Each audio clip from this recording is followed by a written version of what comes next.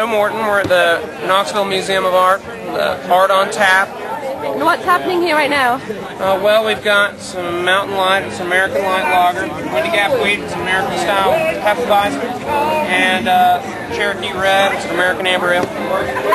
What beer has been selling the best so far? I'd say the close race, Mountain Light, wheat beer, one of those two.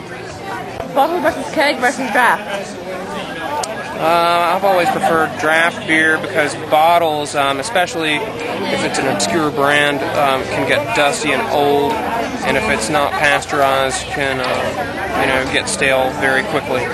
So I'd always say draft, and most brewers would say that.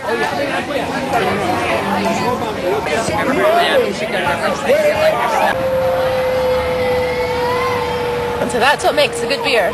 Cheers. Now pound the beer. Go, go, go, go, go, go. Go, drink. Come on, drink. Oh, did a bird crap on you? Oh. Here, I'll hold it. Now pound the beer. Go, go, come on. Go, go, go, go, go. Come on, come on, come on. Up. Turn her up. I'm stuck in my spine. Drink it fast enough, you can fly home. Come on. Excuse me. Go, go, go, go, go.